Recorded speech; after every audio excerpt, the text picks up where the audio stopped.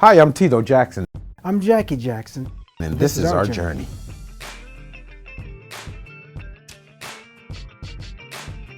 It was a lot of fun coming up in Gary, Indiana as children. You know, we lived in a very small house with all the children, so we had each other to entertain each other.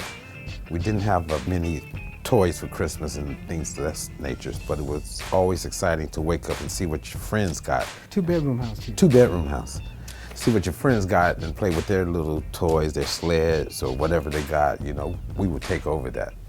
That little house brought us all together with peace, harmony, and love, and we learned to sing and dance in that little house, and that's how the Jacksons came about.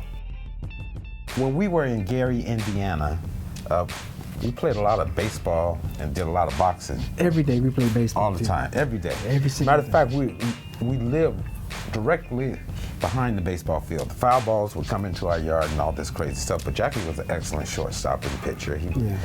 I had scouts looking at me from Chicago White Sox and Cubs, but I pursued the music career because I thought, well, my brothers, it would last long. Easier money, quicker. So I stuck with my brothers. I'm so happy I made that choice. And also we did some boxing too. Yeah, oh, my father, he made sure that we could whoop everybody in the neighborhood, you know, because Gary, Indiana was a tough area at that time. And he just wanted us to be able to protect ourselves. And Jermaine used to pick a lot of fights and run home, and I have to finish them. And he run home telling my parents, Tito fighting. And he started the fight. Yeah, he was the whole start the fight. I thought we really made it when we got a call from David Frost's show. Motown gave us a call, and well, I was a little puzzled because I had told the brothers, I said, you know, David Frost, he's nationally known. We do his show, everybody's gonna see us, but if we audition for Barry, what if he don't like us? We blew our chance. I was for David Frost, they were for Motown, because that was our idols, of course, the Temptations, the Miracles, and all these fabulous groups that, yeah, you name it, the list goes on and on. We came there, and Barry did not want to give us an audition. He was dealing with Stevie Wonder. And he said, I can't deal with one. I'm going to deal with 5 more. That's right. But he saw us, and he loved us. He loved us.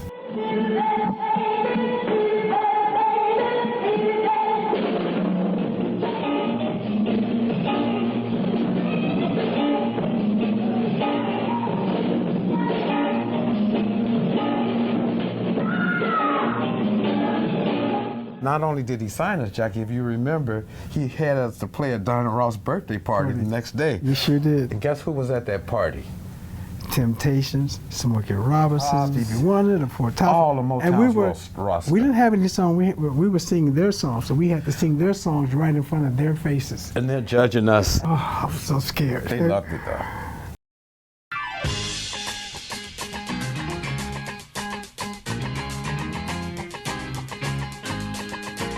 When I first heard myself on the radio, it was a Want You Back. And somehow the song sounded so much better than they did in the recording studio, so I pulled over to the side of the road just to hear that record. I cranked it all the way up just to hear it. And I was screaming and hollering, oh my God, here it is, right here. And it sounded so good on the radio. I knew it was a hit right away when I heard it. I have to say it's pretty much the same thing, only that I was at home. And the kid across the street came and told us with a transistor, your song's on the radio, your song's, because we had been waiting. We had heard it was released and it's on the radio, so we're dying to hear it. And he ran over hearing it, so we all boogieing around this little transistor, and it was just exciting time. Yeah, there's nothing like it. It sounded great. I listened to that song, not to say because it's me and my brothers, but I listened to that song today and it still gets me up. Still gets me up. I have to say that, you know, nervous comes in sometime when you're on, well, not before you get on stage. Butterfly. Yeah, when you hear the people just stomping in the stadium, like 80,000 people or 50,000 people, and they stop and wait for it, and then the nerves starts coming up, and everybody's running to the bathroom, right, Tito? Oh, yeah. Everybody running to the bathroom. I still do that today. Yeah, everybody run to the bathroom, you know. And once you get on that stage, man, it's on. It's on. On like Donkey Kong. It's on. You just forget about that. You got to do your thing, and we do it. That's right. Oh, Marlon, you missed a turn again! I was trying! He's singing out of tune, throwing everything off. How are we gonna ever get anywhere like this? Every kid in this block can do it better than you guys. You don't concentrate. You don't listen. Marlon, outside. Go. Get a switch. I was doing it, honest. I was. You start whining before you get the switch. You stop it. Be a man. Go! No, I think from the American Dream, they put my father out like he was a bad guy, and I just don't like the way they portrayed him a little bit in that American Dream story. He wasn't like that. And don't forget, like he did beat our butts when we did something wrong, and that's what all parents did back in the day. But he wasn't like that. Yeah, he wanted us to make it. He bought us instruments and rehearsed us, and he saw the dream for us, and I'm glad he did that for us. Well, like I've always said, people don't realize that your childhood is just a small part of your life. Most of your life, if not all of your, practically is your adulthood. So I always felt my parents, especially my father, raised his sons to be men at early age because he knew we have to be men for the rest of our life. And people asked me, did you miss anything in your childhood? To be honest, I don't think so. I got to play a little baseball, a little this, play slide down the hills. It was fun, but playing this music when I was a kid was a whole lot more fun. From 50,000 people is a lot of fun. A lot more fun, and I'm still having fun with it today. Yeah. And that's what my father knew.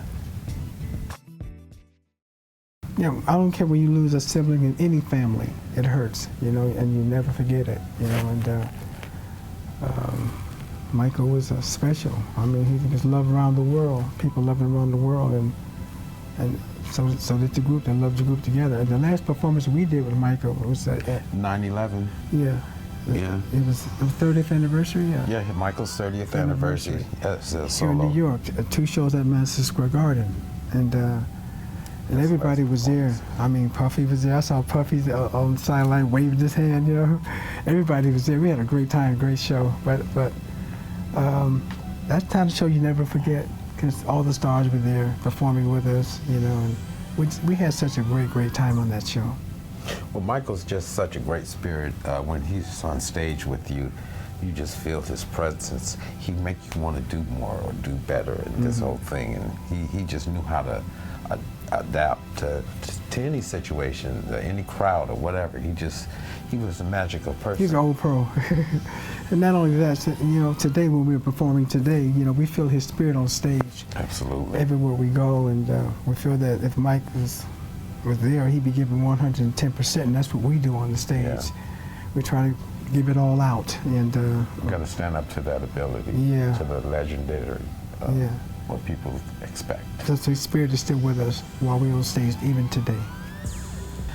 I like to say personally, as well as Jackie and my other brothers, to thank every one of you, because without you, there would be no us.